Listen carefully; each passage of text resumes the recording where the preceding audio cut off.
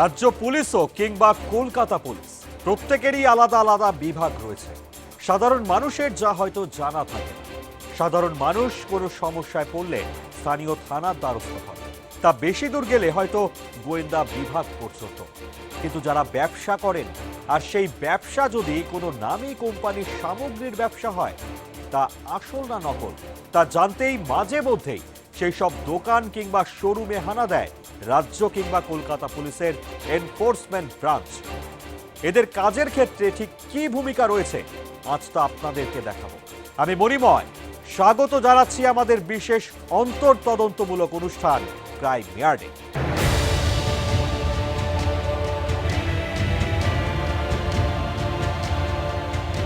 যাদবপুর থানা এলাকার রাজা এসসি মল্লিক রোড, এখানেই রয়েছে একটি কম্পিউটারের দোকান। ছোট্ট এই কম্পিউটারের দোকান, সেখানে কম্পিউটারের কিছু পার্টস রয়েছে, নতুন কিছু কম্পিউটার রয়েছে, ল্যাপটপ রয়েছে। হঠাৎই এই দোকানে একদিন এসে হাজির হয়েছিল এক যুবক। সেটা ছিল গত 17ই নভেম্বর বিকেল ঠিক 3টে। তার হাতে ছিল একটি ব্যাগ। দোকানে কোনো ক্রেতা ব্যাগ নিয়ে আসবে, এ আর নতুন কি ব্যাপার? কিন্তু এই ব্যাগ যে সে ব্যাগ নয়, এই ব্যাগেই ছিল রহস্য। আর রহস্য থাকলে তা ভেদ করাও সম্ভব। দেখা যাক এই রহস্য ভেদ করা যায় কিনা। বাহাতে ধরা ব্যাগটি নিয়ে ঢুকছেন শ্রীমান ব্যাগ বালানন্দ। গুটি গুটি পায়ে ঢুকলেন, তারপর বললেন, এরপরই সে এই দোকানের মধ্যে থাকা কিছু কার্টেজ, যে কার্টেজগুলো ব্যবহৃত হয় প্রিন্টিংয়ের জন্য, অর্থাৎ প্রিন্টিংয়ের কালি হিসেবে ব্যবহৃত হয়, সেই তার কিছু নাম্বার আছে, সেই নাম্বারের কিছু কার্টেজ সে চেয়েছিল। যে দুটো কার্টেজ সে চেয়েছিল তার মধ্যে একটি এই দোকানে থাকলেও আরও একটি এখানে ছিল না। ফলে দোকান মালিক বলেছিল যে সে পরে আনিয়ে দেবে। এই কথা শোনার পর কিছুক্ষণ বাদে সেই ব্যক্তি বেরিয়ে গিয়েছিল।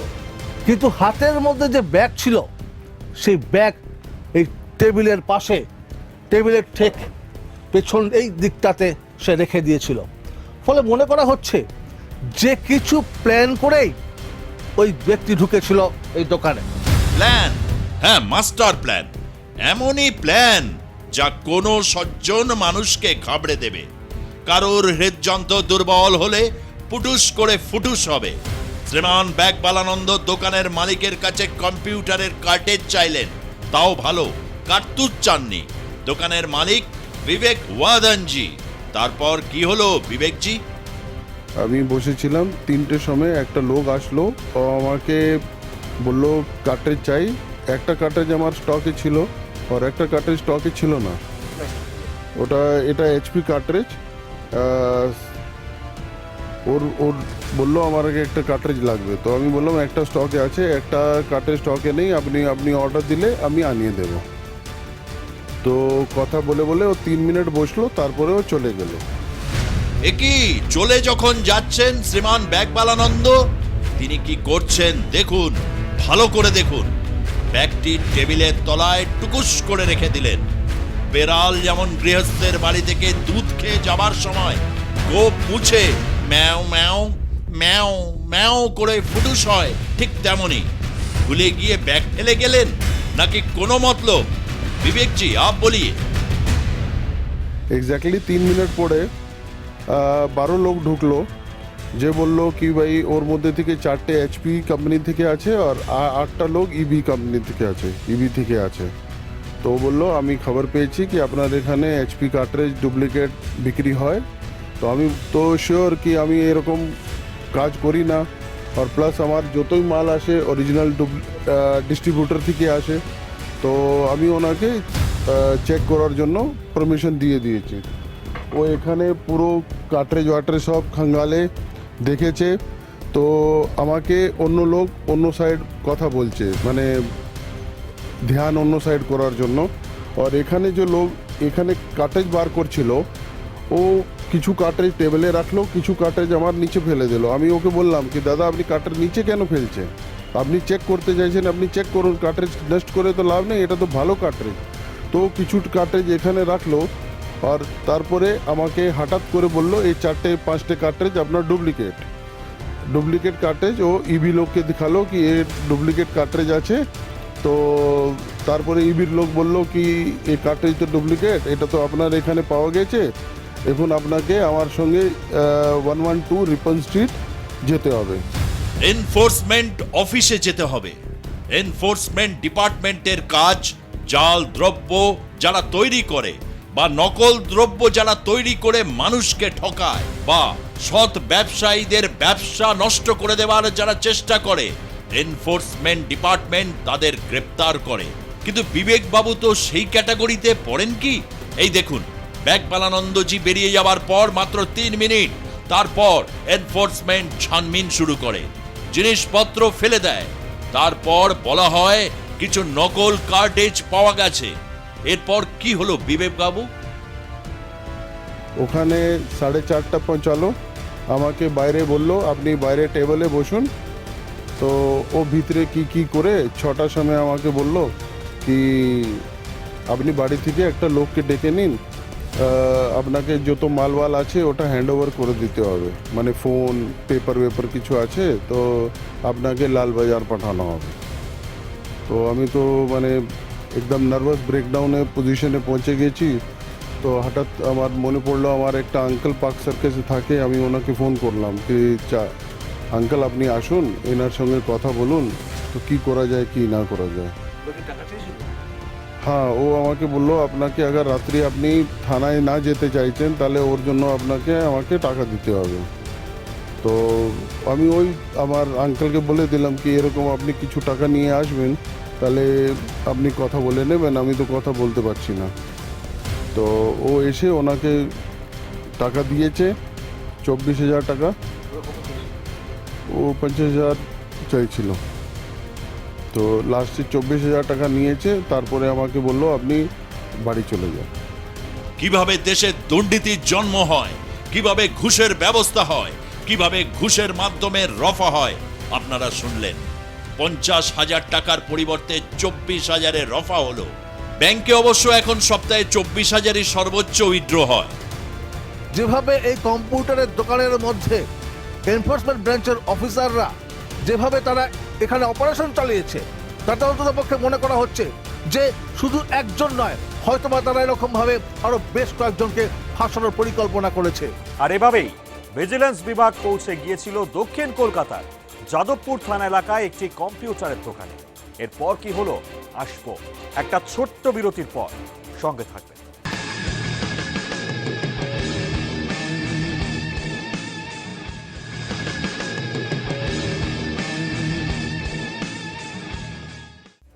ফিরে এলাম বিরতির পর। গত 17ই নভেম্বর বিকেল তখন 3টে, হঠাৎই এক ব্যক্তি প্রিন্টারের কার্ট্রিজ কেনার জন্য দোকানে আসে। তার হাতে ছিল একটি ব্যাগ। দোকানের মালিককে সে একাধিক নম্বরে ফোন করে কার্ট্রিজ কেনার কথাও জানায়, কিন্তু একটি নম্বরে কার্ট্রিজ তার দোকানে ছিল না। কিছুক্ষণ কথাবার্তা বলার পরই ওই ব্যক্তি দোকান থেকে বেরিয়ে যায়। এর মিনিট 3-এর মধ্যেই একটি নামী সংস্থার কয়েকজন এজেন্ট এবং ভিজিলেন্স বিভাগের অফিসাররা ওই দোকানে পৌঁছে যায়। যেহেতু এই দোকানের মধ্যে সিসি ক্যামেরা রয়েছে, সেই ক্যামেরাতে ধরা পড়েছিল একাধিক তথ্য, আর সে কথা জানতে পেরেছিল সেই সমস্ত এনফোর্সমেন্ট ব্রাঞ্চের অফিসাররা। অবশ্য সেটা জানতে পেরেই তারা বুঝে গিয়েছিল এখানে বোধহয় হিতে বিপরীত কিছু হয়ে গেছে। নেক্সট ডে আমি যখন অফিস এসেছি, আমার একটা বন্ধু এসলো, ও বললো কি আমি এরকম খবর পেয়েছি কি আপনার এখানে মানে HP রেড মেরেছে, তো আপনি তো এরকম আমি জানি আপনাকে আজ 2 বছর 3 বছর থেকে আপনি তো এরকম ডুপ্লিকেট কার্ট্রিজ কি যে কোনো জিনিস আপনি তো এরকম ডুপ্লিকেট বিক্রি করেন না। বন্ধু ভাগ্য বড় ভাগ্য। জীবনে একজন বন্ধু থাকলে মানুষ বিপদের সময় উদ্ধার পায়। বিবেক বাবুর ক্ষেত্রেও তাই হয়েছে। বিবেক বাবুর বন্ধুই পুরো ঘটনা শুনে তাকে বলেন, তোমার দোকানে তো সিসিটিভি আছে, ভালো করে দেখো তো। বিপদগ্রস্ত অবস্থায় বিবেক বাবুর মাথায় কাজই করেনি এমন বুদ্ধি। রহস্য লুকিয়েছিল শ্রীমান ব্যাগবালানন্দ ব্যাগ রেখে বেরিয়ে যাওয়া এবং 3 মিনিটের মধ্যে এনফোর্সমেন্ট ডিপার্টমেন্টের প্রবেশের মধ্যে। বিবেক বাবুর বন্ধুর কাছ থেকে পুরো বিবরণ শুনবো। পরের দিন আমি এলাম যখন, তো উনি দেখি খুব নার্ভাস ব্রেকডাউন, যে ওনার কাছে নকল কার্টেজ বেরিয়েছে। আমি বললাম আপনার তো সিসিটিভি ক্যামেরা আছে, আপনি একবার আমাকে চালিয়ে দেখান তো পুরোটা ডিটেলস, আমি দেখতে চাই। তখন আমি দুটো সিসিটিভির ক্যামেরা আছে আর দুটোরই পুরো রেকর্ডিং আমি দেখলাম ব্যাক করিয়ে। দেখার পরে মানে অবাক হয়ে গেলাম যে উনি যেটা বললেন যে আগে একজন এসেছিল কার্টেজ কিনতে,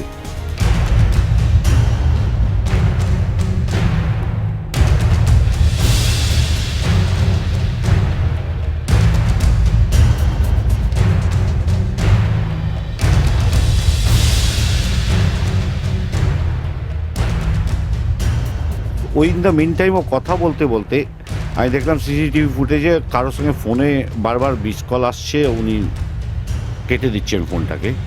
আর থলেটাকে আস্তে করে উনি একটা থলে নিয়ে ঢুকেছিলেন, ওই থলেটা আস্তে করে কাউন্টারের পেছনে রেখে দিয়েছে।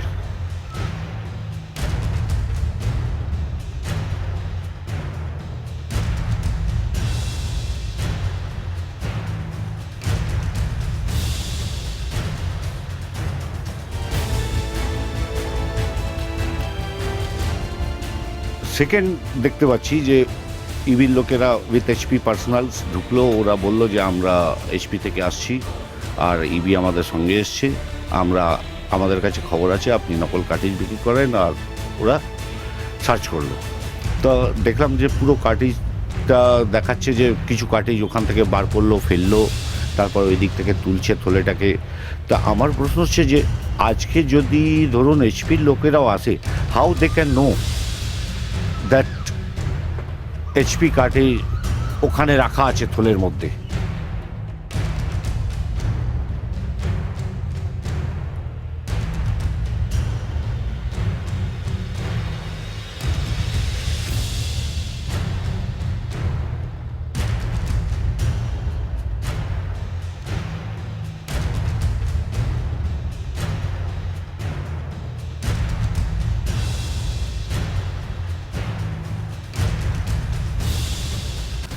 তো ওই থলের মধ্যেই যে কার্টেজ আছে ওরা কি করে জানলো?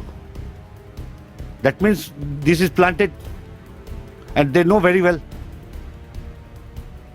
ওই জন্য ওরা ওখান থেকে তুলে নকল কার্টেজগুলো শো করে ওনাকে তুলে নিয়ে গেল। তখন আমি বললাম যে তুমি ইমিডিয়েটলি কারোর সঙ্গে কনসাল্ট করো আর কমিশনারকে একটা মেল পাঠাও। আমার ধারণা যে হয়তো কোনো আলাদা র্যাকেট কাজ করছে এটার পেছনে, কারণ এইচপির মতো এত বড় একটা কোম্পানি, জানি না আমি, হতেও পারে নাও হতে পারে। আর ইবিকে হয়তো ওরা ওদের সঙ্গে মিশেই আছে, বা হয়তো কোনো জেনুইন পেয়েছে কোনো কিছু। কিন্তু আমার কথা হচ্ছে যে এখানে আসার পর এবং সিসিটিভি ফুটেজ দেখার পর আমি ওকে সাজেস্টও করেছিলাম যে যাদবপুর থানায় গিয়ে একটা এগেনস্ট ডায়েরি করতে।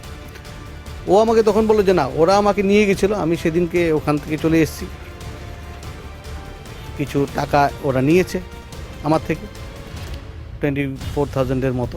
ভিডিও ফুটেজটায় দেখাই যাচ্ছে যে একটা লোক ঢুকে আগে একটা থলে রেখে দিল, তার মধ্যে দিয়ে প্রচুর তার মধ্যে কিছু কার্ট্রিজ না কি রয়েছে তখনও দেখা যাচ্ছে না, সিসিটিভিতে পরিষ্কার দেখা যাচ্ছে।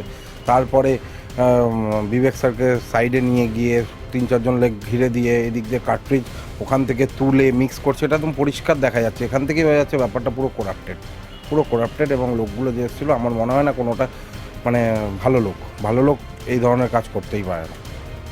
কম্পিউটারের ফাইল করাপ্ট করে মাঝে মধ্যে, এই ক্ষেত্রে মাথার যে অংশে সুবুদ্ধি থাকে সেখানকার ফাইল করাপ্ট করেছে। গোটা ঘটনার উত্তর পেতে কেন একজন ব্যবসায়ীকে অসৎ প্রতিপন্ন করে ঘুষ নেওয়া হয়েছে, কেন এই দুর্নীতি, ওসি ভিজিলেন্সের মুখোমুখি আর+ নিউজের অ্যাসিস্ট্যান্ট এডিটর প্রশান্ত দে। এরা এইচপি কোম্পানির এজেন্ট, এরা হচ্ছে এইচপি কোম্পানি এদেরকে অথরাইজেশন দেয়, হ্যাঁ, দিয়ে এরা কি করে, কেস করে। কিন্তু দেখা যাচ্ছে যে হ্যাঁ, 4-5টা কার্ট্রিজের জন্য ওরা তো কি মাল, তারপর দেখা যাচ্ছে যে অরিজিনাল মালটা টেবিল থেকে নিচ্ছে আর ব্যাগের মালটাকে তুলে দুটো কাজ করছে। এটা দেখেছি, আমি গিয়েছিলাম, আমার ওই আয়ও আছে, ওরা গিয়েছিলাম। আমি যখন ওই কমপ্লেন লেটারটা যখন এলো তখন আমরা গিয়েছিলাম, দেখি কি ব্যাপারটা, আমি দেখে খুবই খারাপ লাগলো যে এইরকম ভাবে তো এটা হওয়া উচিত নয়। হ্যাঁ, ফাঁসি দেওয়া। তা সেটা আমি ওনাকে বলে এসেছি, আপনার চিন্তা করতে হবে না, আমরা দেখছি এটা কিভাবে এটা করা যায়। আমরা কারণ দেখুন একটা জিনিস, ওরা যখন ঢোকে আমাদেরকে আগে কোন জায়গা কিছু বলে না, এটা এটা ওরা ফাঁস হয়ে যাবে বলে বলে না অরিজিনালি যারা এটা করছে ফেক, যারা করছে যে লোকটা ঢুকলো ব্যাগটা নিয়ে, হ্যাঁ, এটা তো অপমানজনক, এটা তো এইভাবে কেস তো হয় না। আমরা প্রথম ঢুকে কেসটা করলাম, আমরা মালটা পেলাম, আমরা কিন্তু এক্সপার্ট নয় যে ওটা বুঝতে পারবো যে ওটা অরিজিনাল কি ফেক। আমরা কমপ্লেন বেসিসে কেস করতে গেছি, আমরা কেসটা রেকর্ড করে যাই। আমাদের সিস্টেম হচ্ছে কেসটা রেকর্ড করে সার্চ অ্যান্ড সিজার করি কেসটার বেসিসে সিজার। 6টা মাল পেয়েছি, আমাদের সিজার এটা তো করতেই হবে। কিন্তু ওনার কথা শুনে বুঝে, ওনাকে এখানে যখন অফিসাররা এনেছিল কথা শুনে বুঝে ওনাকে আর আমি ওই কেসে অ্যারেস্ট করিনি। উনি বললেন আমার কাছে ডকুমেন্ট আছে, ঠিক আছে আপনি ডকুমেন্টটা প্রডিউস করেন। সেই পরিপ্রেক্ষিতে আমরা 41 সিআরপিসিতে নোটিশ দিয়েছিলাম। আমি গিয়েছিলাম, এনকোয়ারি করতে গিয়েছিলাম, এনকোয়ারি করতে গিয়ে বলো স্যার আমি কি করব এটা। আমি ঠিক আছে আমরা দেখছি কি করা যায়। এই জিনিসটা দেখেও আমার খুব খারাপ লেগেছে যে এরকম তো হবে, তো হওয়া উচিত নয়। সত্যি লোকটাকে ফাঁসানো হয়েছে, এই ম্যাটারটা হয়েছে এটা, আমি ওটাকে ওনার এটা ম্যাটারটাকে করে দেবো। এ করেছে না বি করেছে আপনি ভালোই জানেন। যা করেছে তা আপনি স্বীকার করছেন, এই জন্য আপনাকে বিশেষভাবে ধন্যবাদ। কিন্তু কেন আপনার দপ্তরে এইচপির পেপার পড়ে আছে, যাদের বিরুদ্ধে আপনিও বলছেন ধান্দা দুর্নীতির বিরুদ্ধে ক্যামেরা চলছে, ভুলে যাবেন না ওসি সাহেব। না না, ব্যাপারটা আমি বলে দিচ্ছি, শুনুন আপনার ক্লিয়ার হবে। আমি ক্লিয়ার, না না, হ্যাঁ আমি দেখেছি, ব্যাপারটা বলে দিই আপনাকে 3 মিনিটে। ওরা আমাদেরকে নিয়ে, থানার পুলিশকে নিয়ে আমাদেরকে একটা জায়গায় দাঁড় করিয়ে রাখে, যে জায়গাটা আমাদেরকে বলে না, একটু দূরে দাঁড় করিয়ে রাখে। যখনই ওরা রেডি হয়ে যায় বলো স্যার এবারে আপনারা আসুন, তখন আমরা থানার লোককে নিয়ে আমরা রিকুইজিশন দিয়ে লোক দিয়ে থাকি।